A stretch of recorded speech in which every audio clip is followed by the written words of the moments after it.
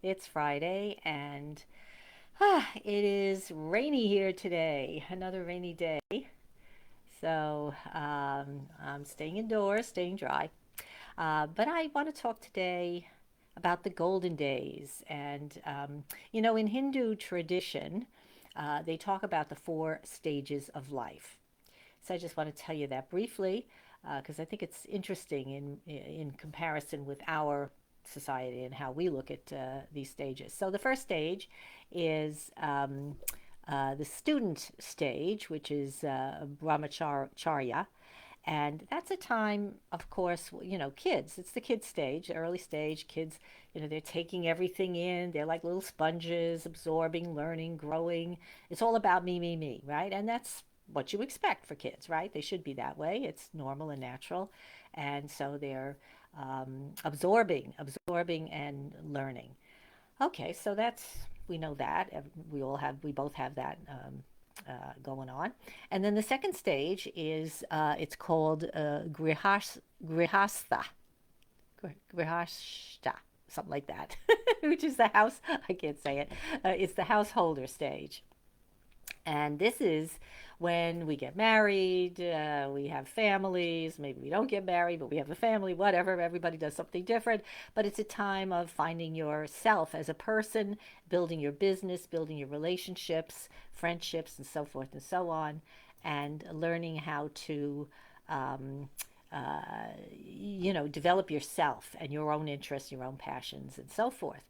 And so we're again very familiar with that in our society, right? Because many of us are in that stage, or have been through that stage, and so we've raised our children and so forth and so on, and gathered up lots of stuff. We get houses, we get closets full of clothes, and all kinds of things, right? All the things of life. So that's the gathering stage. It's kind of like a gathering stage. All right, then the third stage is called Vanaprastha, and I'll call it the volunteer stage. So now you're getting older. The kids are grown up. They've moving off. They're doing their own thing. You're feeling a little more freedom to be who you want to be and do the things maybe that you put off because you were so busy being a family person and doing all those things for other people. And so now you want to share some of your wisdom. You want to offer your services that you've developed over the many years of your life. And I think we're pretty much familiar with that stage too, for many of us, and I'm certainly in that stage of wanting to kind of lighten my load in terms of um, owning things I'm not interested, like the things that interested me when I was a householder and so forth. I'm just not interested in that stuff at all. I'm not interested in going out shopping and buying more clothes to fill my already stuffed closets. I'm not interested in um, I'm not doing kid things, or maybe as grandparents, we might be doing kid things with our grandchildren. Um, but we're doing different things. We're finding different interests, and but part of what happens now is as we get older, um, things start to change because that's the nature of life here on planet Earth, right? Everything changes, nothing stays the same forever. So in this stage, we might start to have physical problems. Hopefully not. Hopefully you're taking care of yourself and doing all of the things that I talk about day in and day out every week, about how to self nurture, get exercise, eat right, do all the things that are necessary so that you can maintain good health into your golden years and so forth. Um, uh, so hopefully you're doing that. So you get to the stage, but the problem here in this is where the societies kind of diverge, because here we have a youth culture, right? So it's all about being young, right? Being young there's a lot of ageism, going on. We see this in corporate culture where they try to get rid of the people who've been there, 30 years. They want to kind of get them out of there, bring in some what they call fresh blood, right? Stuff like that. But what I find disturbing, and I don't know that that's a bad thing to want to bring in young people, and that you do to keep a company going. You need to refresh and renew, but it's the attitude that's what concerns me. The attitude toward the older person. And here in this society, we do not honor our elders, unfortunately, because it is a youth culture. It's all about staying young, being young, looking young, and all that stuff. And so we don't honor the wisdom. This is the unfortunate thing because uh, anyone who's lived 50, 60, 70 years has learned a thing or two that certainly is worth sharing with the younger generation, and they could certainly benefit from knowing those things. Um, but here we really find that that's not really what happens in most cases. There's a tendency to just kind of discount the elderly. We have this word which just makes my skin crawl. The elderly, and and I'm in that stage, so that's I guess why my skin is crawling because I'm elderly. but, but it's the idea that goes with it, the sense that we're useless, we're not productive anymore, we're losing our minds, our bodies are falling apart. And while that may be true for some people, I don't really think it's true of most people. I see so many 70 and 80 and 90-year-olds who are so vibrant and full of life and willing to offer their wisdom, and yet it's not really appreciated. So this is kind of I'm bringing this up because of my neighbor that I had mentioned last week a little bit, who's 76 and has to move, and she is not in good health. And so she's has to move on her own. She's been doing everything on her own, and she's very nervous about the whole situation.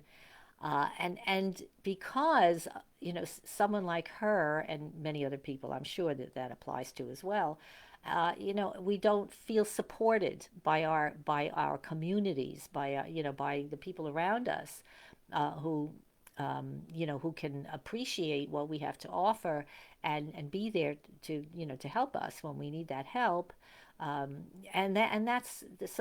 That's what I guess, but the point I'm trying to make here is that I really wish our society was more amenable to looking at our older people, our older members, and learning, gleaning their wisdom, because my goodness, it took a lot of years to learn the stuff we've learned. If you're my age, you know that, right? You've been around the corner a few times, and so certain things to avoid. Certain things that are good for you, or maybe you've learned from your mistakes, and you can share that. You could say, "Wow, when I was young, I didn't realize I should be taking care of myself and eating well, and because now I've got aches and pains, and things are not going so well in my body." So these are the kinds of things we can teach the youth and say, "Hey, don't make the mistakes I made," and I think that's very valuable too, right? So yeah, I wanted to get that point across because the last stage in Hinduism doesn't apply in this country at all, and that is the sannyasa stage, which is this stage of devotion where you've given up everything. You just all possessions are just meaningless. You give it all up; it doesn't mean anything anymore, and you want only to commune with the divine. To just be in that state of universal consciousness of community with God, however you want to call it. We don't have that. I don't. I think there are very few people here in this country who are at that place. Where I would say I am, because I'm somewhere in between the last two stages uh, of the Sannyasa and the Vanaprastha, is the idea of starting to move away, to give up things that are no longer meaningful, that have, like my house, just getting rid of stuff that's just clogging things up, and I don't use anymore, and making more time for the things that I really care about, that I'm really passionate about. And this is good for young people too to know. I mean, you don't have to wait to be 70 to do this. You can do this at 50. You could do this at 30. I mean, you could do this anytime, which is to really um, uh, look at what's important. Really weigh and measure what's important in your life. What's meaningful to you? What do you really, really, really want to do? And what influence do you want to have in your world? And to really give that a lot of energy. Give that energy. Don't just say, "Oh, I'll do it later," or "I can't do it now because I have this thing to do." Really make time for yourself. Again, this is going back to the self-nurturing that too many of the young people don't do because they're so busy being outwardly directed. And so you want to notice the importance of taking care of yourself and your own desires and needs, because when you do that, you stay healthier.